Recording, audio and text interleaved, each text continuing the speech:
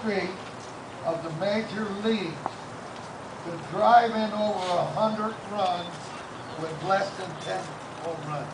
Right, Wes? There you go. You talk about hitting. He's a good hitter, too. And it's good to see him here today. Tommy, while we were teammates, when I was just about getting time to get old, Tommy was just young, just starting out. And, well, I worked with him, so you see what he did, right? That's a big one. But, I attend a lot of dinners. And I hate to be the guy that's the last speaker. Because what happened to me one time, many years ago, I was in spring training and I was called and said I had to go to Washington real fast.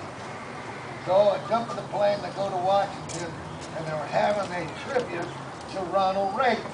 They knew I knew him and his family, so they wanted me there. Well, there were 3,000 people in attendance.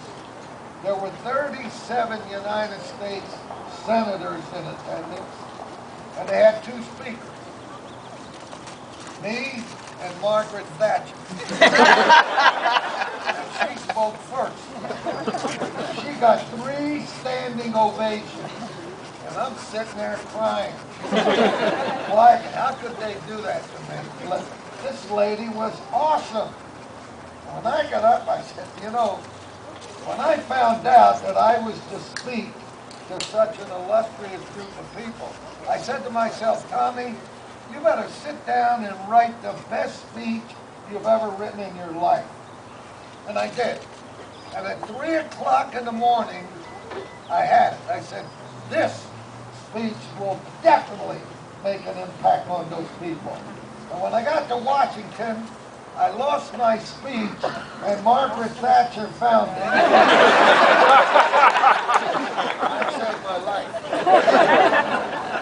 Charlie Blaney, when I played for him, he was the general manager. He called me after the game and said, Tommy, I want you to speak at this group, breakfast. Well, when I got up in Albuquerque, and I started driving, I said, where is this place? And there was nobody on the speech.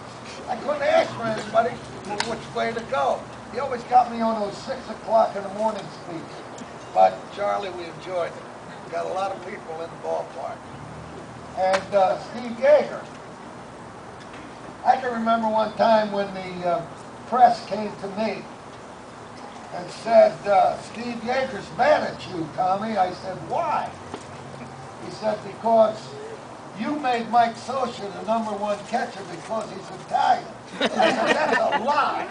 That's a big, fat lie. I did not make Mike Scioscia the #1 catcher because he's Italian. I made him the #1 catcher because I'm Italian. When you talk about Steve Yeager, and somebody's made a few remarks about it, I say this, that all the years I've been in baseball, he's the best receiving catcher I have ever seen. And he played for me.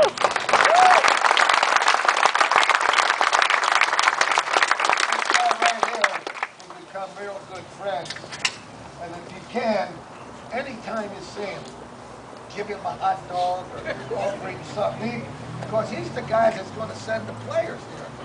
So we got to have him believing that they got to send those good players here for you people to watch them in action. So I'm sure he'll do that. But, you know, working with the Dodgers, I just talking to somebody over there and I said, all these people here, God must have seen them and said, I should do something good for those people. And St. Peter said, why don't you come up and have a working agreement with the Dodgers? That will reward those nice people. So it happened. So it's God's message, and that's why you all are going to support this too. No, we're going to hear from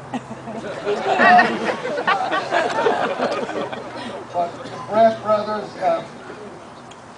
Bobby's right. I love his brother George. And I'm in Spokane. And the team, the 1970 team that I was fortunate enough to manage won the pennant by 26 games in the Pacific Coast League. And Baseball America said it was the greatest minor league team in the history of baseball. You win the pennant by 26 games.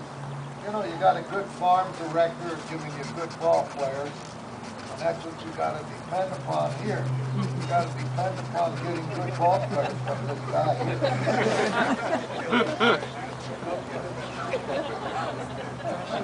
But the Brett brothers, good people, honest people, great family, and I'm happy that we are associated with them because, as he said, we've been friends a long time. I'll be beginning my 62nd year with the Dodgers, and I'm proud of that because of the fact that I feel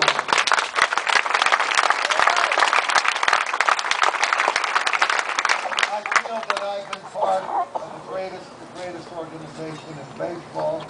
I've always felt that way, and I will take that to heaven with me if I get there. And great organization. And I just celebrated my 60th wedding anniversary. And a guy interviewed me. And he said, how is it to live with the same lady for 60 years? I said, it was easy. We go dining and dancing 3 times a week. Oh, that's great. I said, yeah, she goes Monday, Wednesdays, and Fridays.